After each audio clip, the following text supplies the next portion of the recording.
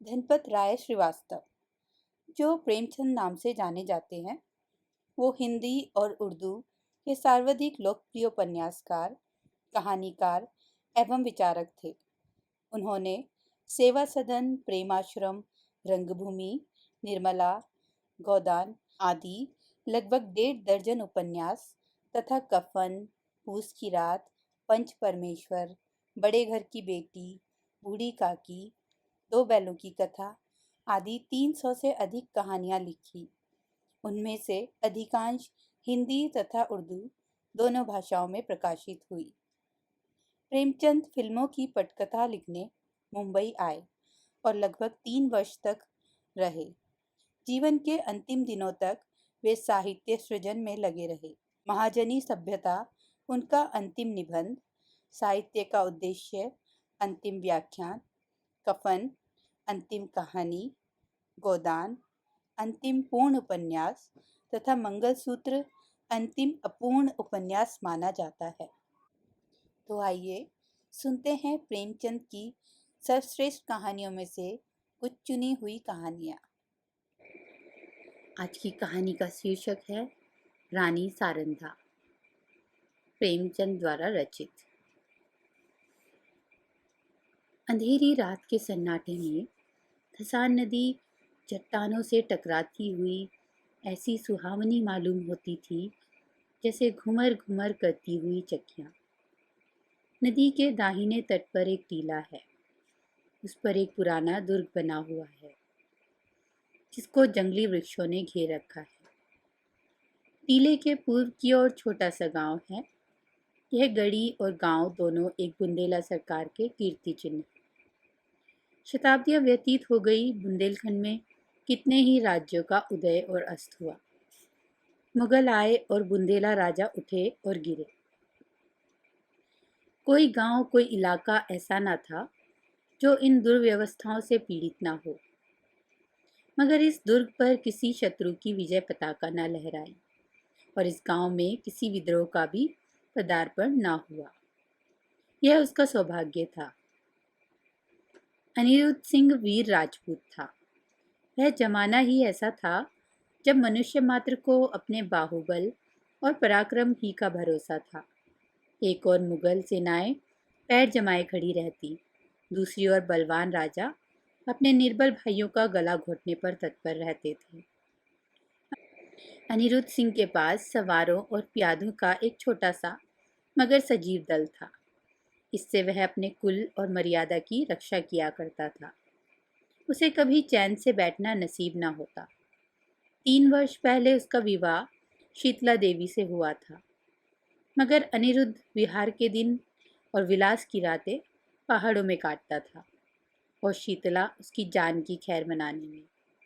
वह कितनी बार पति से अनुरोध कर चुकी थी, कितनी बार उसके पैरों पर गिर कर रोई थी कि तुम मेरी आंखों से दूर ना हो, मुझे हरिद्वार ले चलो, तुम्हारे साथ वनवास अच्छा है। यह वियोग अब नहीं सहा जाता। उसने प्यार से कहा, जिद से कहा, विनय की, मगर अनिरुद्ध बंदेला था। शीतला अपने किसी हथियार से उसे परास्त न कर सकी। मेरी रात थी, सारी दुनिया सोती थी, तारे आकाश में जागते थे। शीतला देवी पलंग पर पड़ी करवटें बदल रही थी और उसकी नरनद सारंदा फर्श पर बैठी मधुर स्वर से गाती थी, बिनु रघुवीर कटत नहीं रैन। शीतला ने कहा, जी ना जलाओ, क्या तुम्हें भी नींद नहीं आती? सारंदा, तुम्हें लोरी सुना रही हूँ। शीतला, मेरी आंखों से तो नींद लोप हो गई। सारंदा, किसी को ढूंढने गई होगी। इतने में द्वार खुला और एक गठे हुए बदन के रूपवान पुरुष ने भीतर प्रवेश किया। वह अनिरुद्ध था। उसके कपड़े भीगे हुए थे और बदन पर कोई हथियार ना था। शीतला चारपाई से उतरकर जमीन पर बैठ गई। सारंधा ने पूछा, भैया, यह कपड़े भीगे क्यों हैं? अनिरुद्ध, नदी तैर कर आया हूँ। सारंधा, हथियार क्या हुए? अनिरुद्ध, छिन गए। सारंधा, और साथ के आदमी? अनिरुद्ध, सब ने वीर गति पाई। शीतला ने दबी जबान से कहा, ईश्वर ने ही कुशल किया। मगर सारंधा के तीवरों पर बल पड़ गया और मुखमंडल गर्व से सतेज हो गया। बोली, भैया, तुमने कुल की मर्यादा खो दी। ऐसा कभी ना हुआ था। सारंधा भाई पर जान देती थी। उसके मुंह से यह धिक्कार सुनकर अनिरुद्ध लज्जा और खेद से विकल हो गया। वह विरागनी, जिसे क्षण भर के लिए अनुराग ने दबा लिया था, फिर ज्वलंत हो गई। वह उल्टे पांव लौटा और यह कहकर बाहर चला गया कि सारंधा, तुमने मुझे सदैव के लिए सचेत कर दिया। यह बात मुझे कभी ना भूलेगी। अंधेरी रात थी। आकाशमंडल में तारों का प्रकाश बहुत धुंधला था। अनिरुद्ध किले से बाहर निकला, पल भर में नदी के उस पार जा पहुंचा और फिर अंधकार में लुप्त हो गया। शीतला उसके पीछे पीछे किले की दीवारों तक आई, मगर जब अनिरुद्ध छलांग मारकर बाहर कूद पड़ा तो वह विरहणी चट्टान पर बैठकर रोने लगी। इतने में सारंदा भी वहां आ पहुंची। शीतला ने नागिन की तरह बल खाकर कहा, मर्यादा इतनी प्यारी है? सारंदा, हाँ। शीतला, अपना पति होता तो हृदय से छिपा लेती। सारंदा, ना, छाती में छुरा छुपा देती। शीतला ने ऐंठकर कहा, चोली में छिपाती फिरोगी, मेरी बात गिरोह में बांध लो। सारंदा, जिस दिन ऐसा होगा मैं अपना वचन पूरा कर दिखाऊंगी। इस घटना के 3 महीने पीछे अनिरुद्ध मेहरोनी को जीतकर घर लौटा और साल भर पीछे सारंदा का विवाह ओरछा के राजा चंपत राय से हो गया। मगर उस दिन की बातें दोनों महिलाओं के हृदय स्थल में कांटे की तरह खटकती रही। राजा चंपत राय बड़े प्रतिभाशाली पुरुष थे। सारी बुंदेला जाति उनके नाम पर जान देती थी और उनके प्रभुत्व को मानती थी। गद्दी पर बैठते ही उन्होंने मुगल बादशाहों को कर देना बंद कर दिया और वे अपने बाहुबल से राज्य विस्तार करने लगे। मुगलों की सेनाएं बार बार उन पर हमले करती, पर हार कर लौट जाती। यही समय था जब अनिरुद्ध ने सारंदा का चंपत राय से विवाह कर दिया। सारंदा ने मुंह मांगी मुराद पाई। उसकी यह अभिलाषा थी कि मेरा पति बुंदेला जाति का कुल तिलक हो। पूरी हुई। यद्यपि राजा के रनिवास में 5 रानियां थीं, मगर उन्हें शीघ्र ही मालूम हो गया कि वह देवी जो हृदय में मेरी पूजा करती है सारंदा है। परंतु कुछ ऐसी घटनाएं हुई कि चंपतराय को मुगल बादशाह का आश्रित होना पड़ा। वे अपना राज्य अपने भाई पहाड़ सिंह को सौंपकर दिल्ली चले गए। यह शाहजहां के शासनकाल का अंतिम भाग था। शहजादा दाराशिकोह राजकीय कार्यों को संभालते थे। युवराज की आंखों में शील था और चित्त में उदारता। उन्होंने चंपतराय की वीरता की कथाएं सुनी थी, इसलिए उनका बहुत आदर सम्मान किया और कालपी की बहुमूल्य जागीर उनको भेंट की, जिसकी आमदनी 9 लाख थी। यह पहला अवसर था कि चंपतराय को आए दिन के लड़ाई झगड़े से निवृत्ति मिली और उसके साथ ही भोग विलास का प्राबल्य हुआ। रात दिन आमोद प्रमोद की चर्चा रहने लगी। राजा विलास में डूबे, रानियां जड़ाऊ गहने पर रिझी, मगर सारंधा इन दिनों बहुत उदास और संकुचित रहती। वह इन रहस्यों से दूर दूर रहती। ये नृत्य और गान की सभाएं उसे सूनी प्रतीत होती। एक दिन चंपतराय ने सारंधा से कहा, सारन, तुम उदास क्यों रहती हो? मैं तुम्हें कभी हंसते नहीं देखता। क्या मुझसे नाराज हो? सानंदा की आंखों में जल भर आया। बोली, स्वामी जी, आप क्यों ऐसा विचार करते हैं? जहाँ आप प्रसन्न हैं वहाँ मैं खुश हूँ। चंपतराय, मैं जब से यहाँ आया हूँ मैं तुम्हारे मुख कमल पर कभी मनोहारिणी मुस्कुराहट नहीं देखी। तुमने कभी अपने हाथों से मुझे बीड़ा नहीं खिलाया, कभी मेरी मांग नहीं संवारी, कभी मेरे शरीर पर शस्त्र ना सजाए, कहीं प्रेमलता मुरझाने तो नहीं लगी। सारंदा, प्राणनाथ, आप मुझसे ऐसी बात पूछते हैं जिसका उत्तर मेरे पास नहीं। यथार्थ में इन दिनों मेरा चित्त कुछ उदास रहता है। मैं बहुत चाहती हूँ कि खुश रहूँ, मगर बोझ सा हृदय पर धरा रहता है। चंपतराय स्वयं आनंद में मग्न थे, इसलिए उनके विचार में सारंधा को असंतुष्ट रहने का कोई उचित कारण नहीं था। वे बोहे सिकोड़ कर बोले, मुझे तुम्हारे उदास रहने का कोई विशेष कारण नहीं मालूम होता। ओरछे में कौन सा सुख था जो यहाँ नहीं है? सारंधा का चेहरा लाल हो गया। बोली, मैं कुछ कहूँ आप नाराज तो ना होंगे? चंपत राय, नहीं, शौक से कहो। सारंधा, ओरछे में मैं एक राजा की रानी थी, यहाँ एक जागीरदार की चेरी हूँ। ओरछे में वह थी जो अवध में कौशल्या थी, यहाँ मैं बादशाह के एक सेवक की स्त्री हूँ। जिस बादशाह के सामने आज आप आदर से सिर झुकाते हैं, वह कल तक आपके नाम से कांपता था। रानी से चेरी होकर भी प्रसन्नचित्त होना मेरे वश में नहीं। आपने यह पद और यह विलास की सामग्रियां बड़े महंगे दामों पर ली हैं। पतराय के नेत्रों पर से एक पर्दा सा हट गया। वो अब तक सारंधा की आत्मिक उच्चता को न जानते थे। जैसे बे माँ बाप का बालक माँ की चर्चा सुनकर रोने लगता है, उसी तरह ओरछे की याद में चंपतराय की आंखें सजल हो गई। उन्हें आदर युक्त अनुराग के साथ सारंधा को हृदय से लगा लिया। आज से उन्हें फिर उसी उजड़ी बस्ती की फिक्र हुई, जहाँ से धन और कीर्ति की अभिलाषाएं खिंच लाई थी। माँ अपने खोए हुए बालक को पाकर निहाल हो जाती है। चंपतराय के आने से बुंदेलखंड निहाल हो गया। ओरछे के भाग जागे और नौबतें छड़ने लगी। और फिर सारंधा के कमल नेत्रों में जाति अभिमान का आभास दिखाई देने लगा।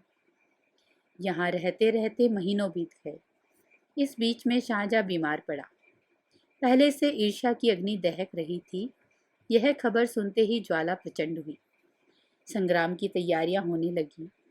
शहजादा मुराद और मुइज्जुद्दीन अपने अपने दल सजाकर दक्षिण में चले। वर्षा के दिन थे। उर्वरा भूमि रंग बिरंगे रूप भरकर अपने सौंदर्य को दिखाती थी। मुराद और मुइज्जुद्दीन उमंगों से भरे हुए कदम बढ़ाते हुए चले आ रहे थे। यहाँ तक कि वे धौलपुर के निकट चंबल के तट पर आ पहुंचे। परंतु यहाँ उन्होंने बादशाही सेना को अपने शुभागमन का निमित्त तैयार पाया। शहजादे बड़ी चिंता में पड़े। सामने अगम्य नदी लहरें मार रही थी। किसी योगी के त्याग के सदृश विवश होकर चंपतराय के पास संदेश भेजा कि खुदा के लिए आकर हमारी डूबती नाव को पार लगाओ। राजा ने भवन में जाकर सारंधा से पूछा, इसका क्या उत्तर दूं? सारंधा, आपको मदद करनी होगी। चंपतराय, उनकी मदद करना दाराशिकोह से वैर लेना है। सारंधा, यह सत्य है, परंतु हाथ फैलाने की मर्यादा भी तो निभानी चाहिए। चंपतराय, प्रिय, तुमने सोचकर जवाब नहीं दिया। सारंधा, प्राणनाथ, मैं अच्छी तरह जानती हूँ कि यह मार्ग कठिन है और अब हमें अपने योद्धाओं का रक्त पानी के समान बहाना पड़ेगा, परंतु हम अपना रक्त बहाएंगे और चंबल की लहरों को लाल कर देंगे। विश्वास रखिए कि जब तक नदी की धारा बहती रहेगी, वह हमारे वीरों की कीर्तिगान करती रहेगी। जब तक बुंदेलों का एक भी नाम लेवा रहेगा, ये रक्त बिंदु उसके माथे पर केसर का तिलक बनकर चमकेगी। वायुमंडल में मेघराज की सेनाएं उमड़ रही थी। ओरछे के किले से बुंदेलों की एक काली घटा उठी और वेग के साथ चंबल की तरफ चली। प्रत्येक सिपाही वीर रस में झूम रहा था। सारंधा ने दोनों राजकुमारों को गले से लगा लिया और राजा को पान बीड़ा देकर कहा, बुंदेलों की लाज अब तुम्हारे हाथ है। आज उसका एक एक अंग मुस्कुरा रहा है और हृदय उल्सित है। बुंदेलों की यह सेना देखकर शहजादे फूले न समाये। राजा वहां से अंगुल अंगुल भूमि से परिचित थे। उन्होंने बुंदेलों को एक तो एक आड़ में छिपा दिया और वे शहजादों की फौज को सजाकर नदी के किनारे किनारे पश्चिम की ओर चल पड़े।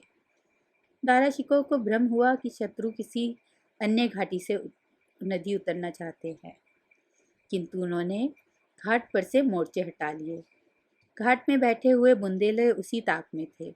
बाहर निकल पड़े और उन्होंने तुरंत ही नदी में घोड़े डाल दिए। चंपतराय ने शहजादा दाराशिकोह को बुलावा देकर अपनी फौज घुमा दी और वह बुंदेलों के पीछे चलता हुआ उसे पार उतार लाया। इस कठिन चाल से 7 घंटों का विलंब हुआ, परंतु जाकर देखा तो 700 बुंदेलों की लाश तड़प रही थी। राजा को देखते ही बुंदेलों की हिम्मत बंध गई। शहजादों की सेना ने भी अल्लाह अकबर की ध्वनि के साथ धावा कर दिया। बादशाही सेना में हलचल पड़ गई। उनकी पंक्तियां छिन्न भिन्न हो गई। हाथों हाथ लड़ाई होने लगी। यहाँ तक कि शाम हो गई, रणभूमि रुधिर से लाल हो गई और आकाश में अंधेरा हो गया। घमासान की मार हो रही थी। बादशाही सेना शहजादों को दबाए जाती थी। अकस्मात पश्चिम से फिर बुंदेलों की एक लहर उठी और इस वेग से बादशाही सेना की पुश्त पर टकराई कि उसके कदम उखड़ गए। जीता हुआ मैदान हाथ से निकल गया।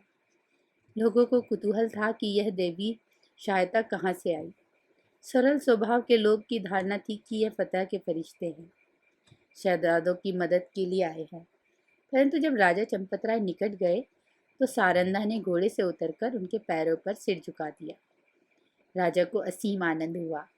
यह सारंधा थी। समर भूमि का दृश्य इस समय अत्यंत दुखमय था।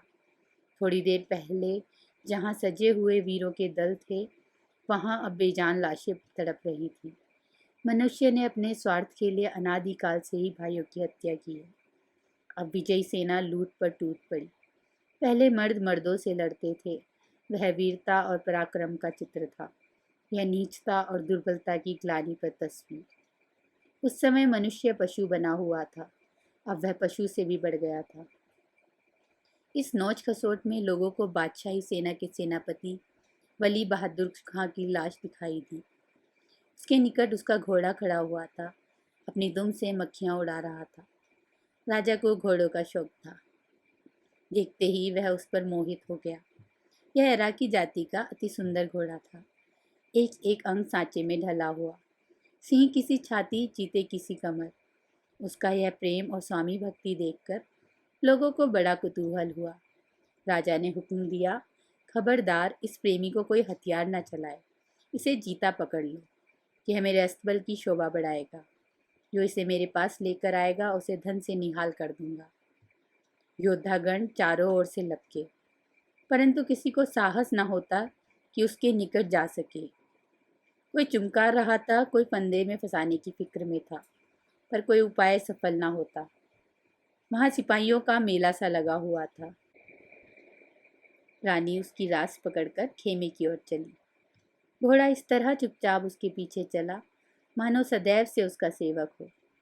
पर बहुत अच्छा होता कि घोड़े ने सारंधा से भी निष्ठुरता की होती। यह सुंदर घोड़ा आगे चलकर इस राज परिवार के निमित्त चट। तब सारंधा अपने खेमे से निकली और निर्भय होकर घोड़े के पास चली गई। उनकी आंखों में प्रेम का प्रकाश था, छलका नहीं। घोड़े ने सिर झुका दिया। रानी ने उसकी गर्दन पर हाथ रखा। वह उसकी पीठ सहलाने लगी। घोड़े तब सारंधा अपने खेमे से निकली और निर्भय होकर घोड़े के पास चली गई। उनकी आंखों में प्रेम का प्रकाश था, छलका नहीं। घोड़े ने सिर झुका दिया। रानी ने उसकी गर्दन पर हाथ रखा और वह उसकी पीठ सहलाने लगी। घोड़े ने उसके अंचल में मुंह छिपा लिया। रानी उसकी रास पकड़कर खेमे की ओर चली। घोड़ा इस तरह चुपचाप उसके पीछे चला मानो सदैव से उसका सेवक है। पर बहुत अच्छा होता कि घोड़े ने सारंधा से भी निष्ठुरता की होती। यह सुंदर घोड़ा आगे चलकर इस राज परिवार के निमित्त जटित मृग साबित हुआ। संसार एक रण क्षेत्र है। इस मैदान में उसी सेनापति की विजय लाभ होता है जो अवसर को पहचानता है। वह अवसर पर जितने उत्साह से आगे बढ़ता है, उतने ही उत्साह से आपत्ति के समय पीछे हट जाता है। यह वीर पुरुष राष्ट्र का निर्माता होता है और इतिहास उसके नाम पर यश के फूलों की वर्षा करती है। पर इस मैदान में कभी कभी ऐसे सिपाही भी जाते हैं जो अवसर पर कदम बढ़ाना जानते हैं, लेकिन संकट में पीछे हटाना नहीं जानते। ये रणवीर पुरुष विजय को नीति की भेंट कर देते हैं। वे अपनी सेना का नाम मिटा देंगे, परंतु जहाँ एक बार पहुँच गए वहाँ से कदम पीछे न हटाएंगे। उनमें कोई विरला ही संसार क्षेत्र में विजय प्राप्त करता है। शेष कहानी के लिए बने रहे मेरे साथ।